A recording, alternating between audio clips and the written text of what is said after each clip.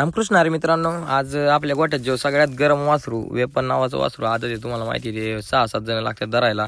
आज त्याचा फेरा काढायचा होता, पण त्याआधी काय केलं आपण, कडबा आणायला गेलो. जरा कडबा पाहिजेच आपल्याला, 2-3 हजार तरी स्टॉक पाहिजे, पावसाळ्यात पाळापळ नको म्हणून.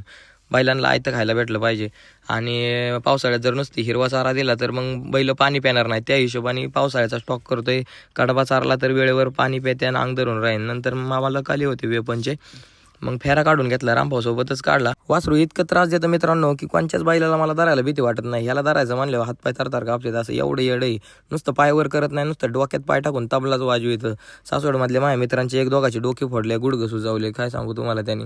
त्यानंतर ना आपल्याकडे जे वासरू आलं होतं कोरेगाववरून, तर ते म्हणले वासराला किती चालवा आणि किती दमवा, ते दमतच नाही म्हणले वासरू. मग काय केलं, त्याला जरा मोठी छकडी घेतली.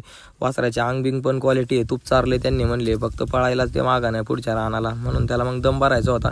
मोठी छकडी घेतली आणि मग भैया त्याला चालवायचं काम करत होतं. तर आम्ही तिकडे वैरणी खाली करत होतो. मग इकडं पहिला राऊंड झाला होता. दुसऱ्या राऊंडला पण वासरू तेवढंच ताण टाकते. आणि ते खरं आहे, झोपतानीच मला आहे ना त्याने जवळ येतं ना, झोपून द्यायला मीच होतो. मला त्याने झोपतानीच पळवीत नेलं. नशीब सोडलं नाही, मोबाईल फिवायला सगळं फुटलं असतं माझं. लय पळवीत नेलं. तोपर्यंत आपल्याला गोठा वाढवायचे, त्यामुळे जरा इकडं गोठ्याचं फाउंडेशनचं ते भरून घ्यायचं काम चाललं होतं. आणि त्यानंतर ना मग इकडं झाडू मारायला लावला होता ही बायकोला. सगळे साफसफाई करायला लावली होती. मम्मी हातलं करत होती ही वायरचं. बघू शकता कडबा किती पडलाय तिकडे. एवढे दिवसभर वैरणी व्हायचं काम, ट्रॅक्टर पिकअप. त्यामध्ये काय होतं, फोन उचलता येत नाही कोणाचं. त्यामुळे मित्रांनो व्हॉट्सअपला मेसेज करा, नक्की संध्याकाळी रिप्लाय भेटेल. आयडीला फॉलो करायला विसरू नका. जय श्रीराम.